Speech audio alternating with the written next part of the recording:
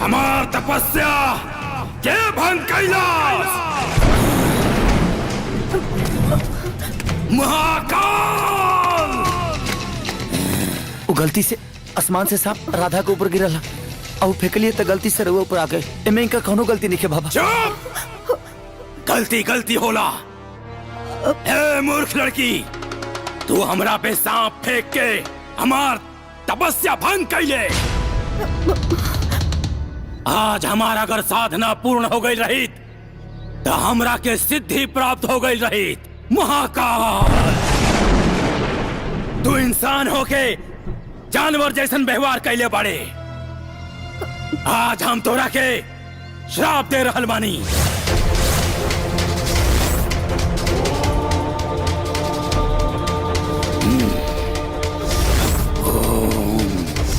Him, Him, Chamundai Viche, Namaha.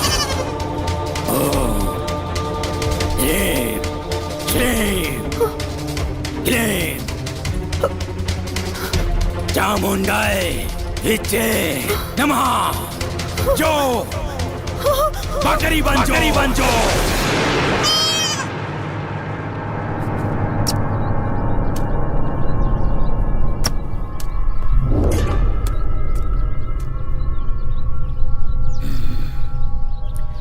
इका अनर्थ कर देनी बाबा, इका अनर्थ कर देनी।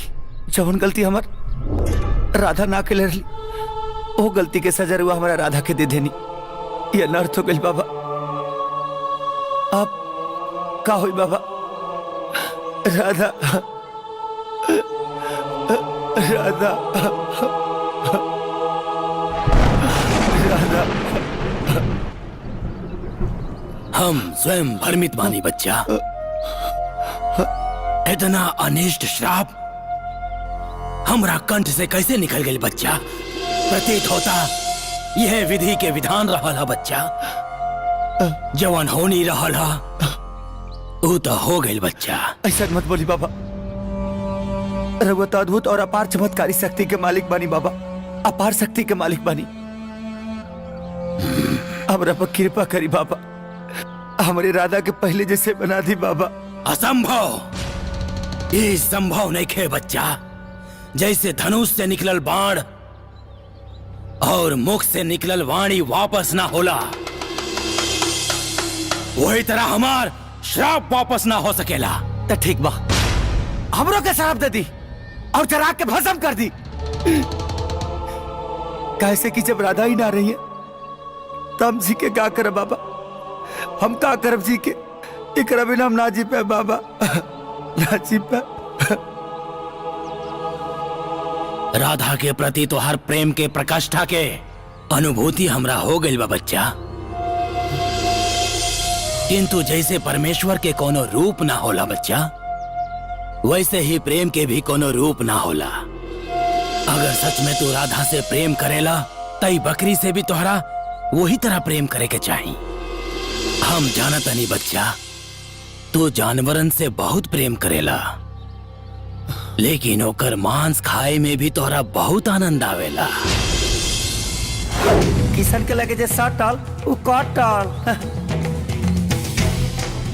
बहुत बढ़िया, मजा आ गई। मुर्गा पार्टी ना? मुर्गा हवे, बकरी है।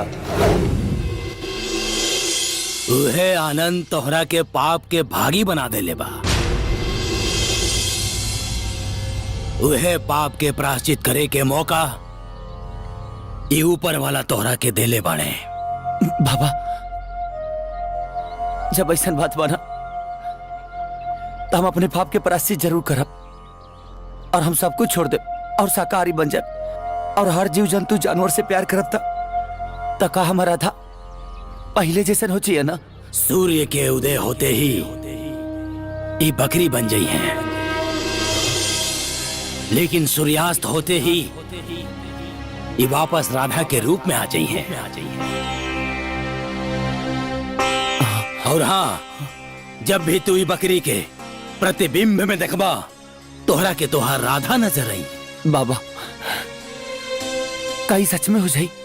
हाँ, लेकिन हम अपनी राधा के कैसे पाए बाबा, कैसे पाई? हमार सूर्य साधना भंग भइला से तारा राधा के सूर्य दोष लागल बा। कार्तिक मास शुक्ल पक्ष षष्ठी तिथि के शाम के अर्घ और सप्तमी के सुबह के अर्घ तोहरा ये बकरी के साथे देवे के पड़ी। जब ऐसा बात बा तो हम जरूर करब बाबा, लेकिन काहो से हमारा राधा वापस आ जी। पर ध्यान रहे जब अर्घ के सुतक पहर लाग जाई तब से ही 24 घंटा बकरी के रूप में ही रही। एकरा साथे तू शाम के अर्घ और सुबह के अर्घ अगर देवे में सफल ना भइला तई हमेशा खातिर बकरी के रूप में ही रह जाए। एक बात ध्यान रखिए बच्चा, राधा के ही बकरी बने के रहस्य केहू के पता ना चले के चाहिए। ना तई अपना असली रूप में कबो ना आ सके। ना चली बाबा, ना चली। पता भले के रखती हमार अपन जान काहे न देवे के पड़े, लेकिन ये रहस्य केहू के पता न चले, केहू के ना। ये तुम्हारे कर्मों का ही फल है पुत्र। सूर्याय नमः। यो यद्वपति विजम लभते तादृशम फलम, जैसी करनी वैसी भरनी। ओम मित्राय नमः। ओम रवाय नमः। ओम सूर्याय नमः। ओम भानवे नमः।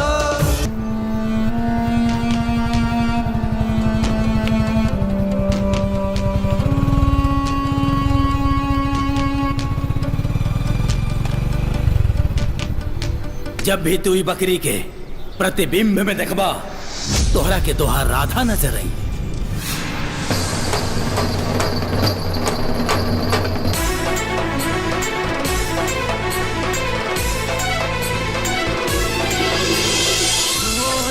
राधा बोल, बोल राधा बोल, बोल राधा बोल।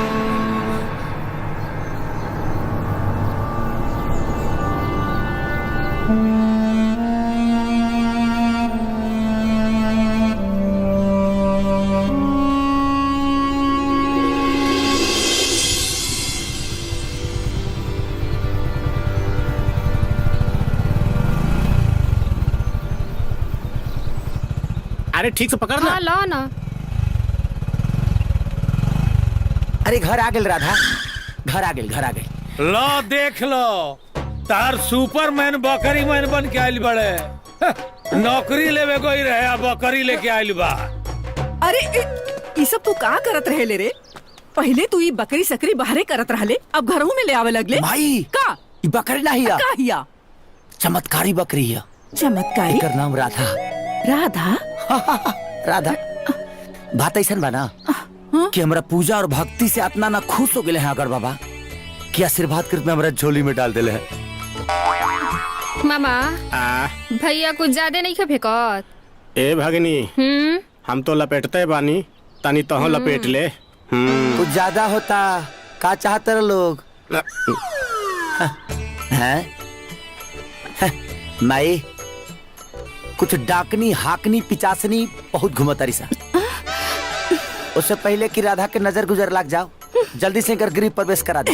ये हमार पतो हिया कि एक गृह प्रवेश करवाई। अरे ये बात तब बाबा से पूछा नहीं तो कहले कि बाबू ये मामूली बकरी ना ही है, साक्षात लक्ष्मी के रूप ही है। अगर एक विधिवत गृह प्रवेश हो गई ना तो घर में इतना सोना बरसी, इतना सोना गिर जाई, इतना सोना गिर जाई कि बिटरत बिटरत तोर हाथ दुखा जाई, अब बक्सा फाट जाई।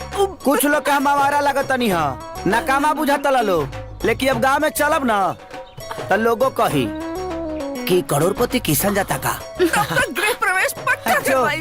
रुका होखे वाला करोड़पति ते चाहे बकरी रख, चाहे कुकुर रख, चाहे बिलार रख, हाँ। चाहे खेखर रख, चाहे सियार रख, हाँ। लेकिन घर के बाहर, घर के अंदर अलाउ नहीं खे। काहे ये घर खाली तारे हाँ? हाँ। ना घर में पधारा चमत्कारी बकरी, घर में पधारा माई बकरी ना राधा ओ घर में पधारा चमत्कारी राधा रानी, घर में पधारा। एगो कृष्ण भगवान रहन जे गाय चरावत रहन, एगो ही किशन बा जे बकरी चराई। अब तोहनी दोनों बजावा सन। राधा कहाँ बिया? भैया वो हो सकेला किशन से मिले गई होगी। किशन? कौन किशन? उहे किशन भैया जे पूरा जवार के सुपर हीरो बनत फिरता।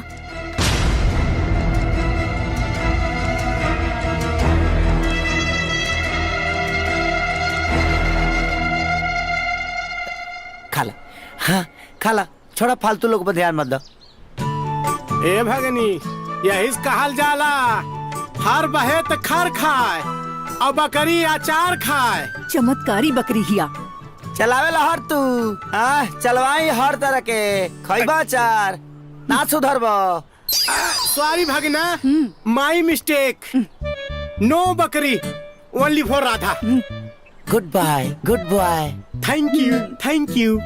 ए माई आज से अगर खाना बनी ना तो पहला भोग राधा लगाई है, ओकरा बादे के फालतू के खियाई है। ठीक बा ठीक बा।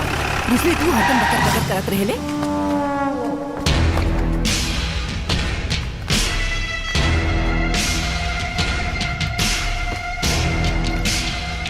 का प्रधान जी? ढेर ड्रामाबाजी मत कर, बताओ हमार बहन कहाँ बिया? अरे प्रधान जी, अरे हमरा कोनो बहन होई थोड़ी है कि बहन के बारे में जानता नहीं। अपन हीरोगिरी गांव वाला के सामने दिखाइए, हमरा सामने ना। हमरा के पता बाकी राधा तोहार दोस्त बिया। सच सच बताओ कि राधा कहाँ बिया? है देखा भी है राधा? ई बकरी? अरे प्रधान जी, हमारे बेइज्जती जितना करे के बाना तो कला बर्दाश्त कर ले, लेकिन हमारे राधा के बारे में अगर कुछ भी बोला ना तो ऊपर से लेकर नीचे ले पारा गर्म हो जाई हमार। मुंशी जी। जी सरकार। ये तो पूरा पगलेट बा हो। एकदम ठीक कर रही है सरकार। बकरी के नाम राधा रख ले बा। देखी ला। मेंटल। चला राधा ए तारो भाई कम खत्म नहीं खे। का कहत रहे रे? भैया तू तो कहत रहला कि तोहार राधा आ जाइए तो घर में बरकत होई, बाकी सिचुएशन देख के तो लागता कि बवाले होई। अरे करबे फटर फटर आए, जो फ्रिज में से पानी लेके आओ। राधा के दिमाग गरम भइल बा। दिमाग गरम हो गइल बा ना, तो ले जाके फ्रिज में डाल दी। समझा दे करे के ना तो हमारा हाथ से मोटर हो जाइए। चुप रहा तू। भाग भाग भाग यहाँ से। भाग हाँ, भाग हट हट। का चाहिए तेरा? भड़ुआ मर्चा जाना काम करा अपन। जाता नहीं। राधा ममुआ के बात के बुरा मत बनिया, कैसे कि रड़ुआ बा, ओकरा का पता बा मेहरारू का मतलब का होला। चला तो तोरा के बाहर घुमा के ले आओ तनी। ए किशन भैया सच सच बताओ, पहले तो फोन वाली राधा के चक्कर में तू हमनी के नाच नचैल, तो बकरी में का देखल? बकरी ना रे, बकरी बकरी मत बोल। तो का बोली? राधा बोल, राधा। दरअसल बात ऐसा बना कि एगो महापुरुष से हमारा भेंट भाई। अब महापुरुष हमारा के एगो ज्ञान देले कि बाबू जानवर से प्रेम करो, मीट मछली से दूर हो जाओ, तरक्की ही तरक्की।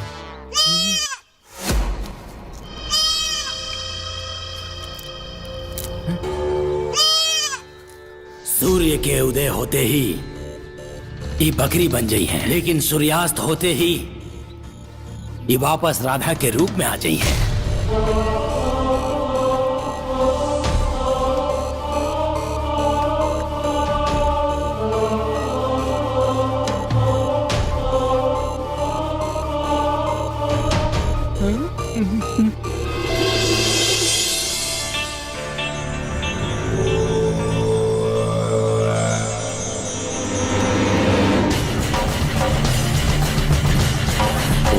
वक्रतुंड महाकाय सूर्यकोटि समप्रभा निर्विघ्नं कुरु मे देव सर्वकार्ये। अरे बाप रे बाप, होई देखा तारू सीधा बकरी लेहलस आ घर में घुस गई। अब बताओ लोग का कही जाओ ना घर में पूजा पाठ होला ओमे बकरी आ कुकुर रहे लागल। वाह, अभी कौन सा शौक पार लेलो दादा। अरे बकरी नहीं, चमत्कारी बकरी है।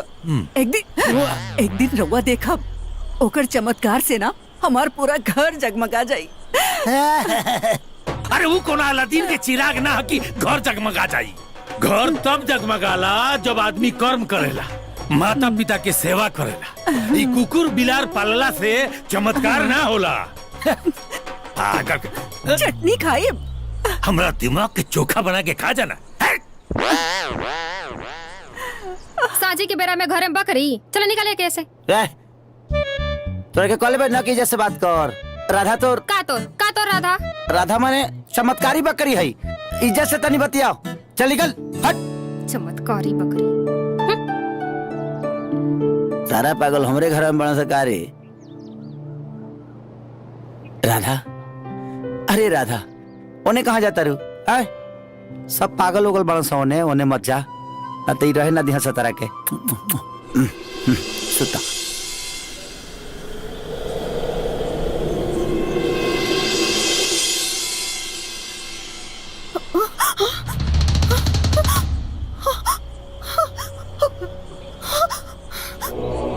राधा,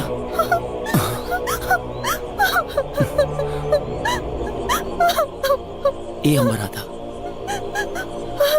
ये सब का हो गए किशन? जिंदगी कैसे आगे चली हमने के? हम का सपना सजोले रहनी। अगर हम हमेशा खातिर बकरी बन जाए। राधा, ये सब कहा बोला तारू? अरे जो होके करे तो हो गई। शायद ये विधि के विधान रहे और एक काम के स्वीकारे के परी। ये सब तो ठीक बा, तू हमरा के ई रूप में कैसे अपनेबा? समाज के तू का बतेबा कि हमारा और तुम्हारा रिश्ता का बा? हम भैया के का जवाब दे? हमके तो कुछ समझ में ना आ रहल बा। अब हम घर कैसे जाए, का करी? सही तो बोला थिया। और समाज के जवाब देवे खातिर एक एगो उपाय बा। भैया के हम कैसे समझाए?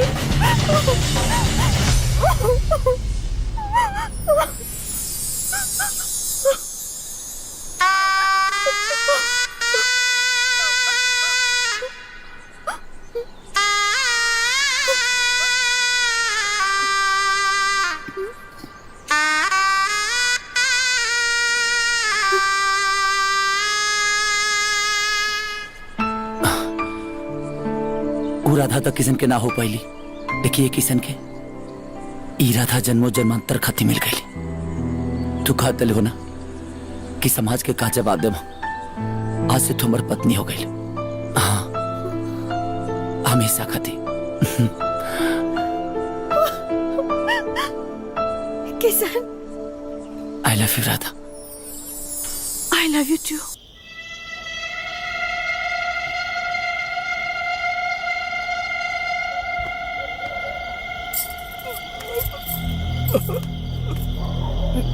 ए जी, राधा बबनी अभी ले घरे नहीं की आईली। राधा अभी ले घर नहीं है। ये तो हमरा भी बतावा तारे। सरकार, राधा बबनी के फोन आयल बा। कहाँ बाड़ू? Hello hello hello. हाँ भैया, सफर में बानी, नेटवर्क कटा था। सफर में? हाँ भैया, दिल्ली जाता नहीं। हमरे कॉलेज फ्रेंड ग्रुप के गवर्नमेंट की तरफ से ट्रेनिंग मिलल बा। ये सब तोहरा कहला के कोनो जरूरत नहीं है। चुपचाप घर वापस लौट आवा। का भैया, हमरा कितना पढ़ाने लिखौनी, शादी करके चूल्हा चौका करे खातिर। प्लीज भैया करे दी, हम जल्दी घर आ जाए। हाँ भैया, अगर हमार फोन न लागे तो टेंशन मत ले, हम खुद ही फोन करब। बाय भैया। हेलो राधा, राधा।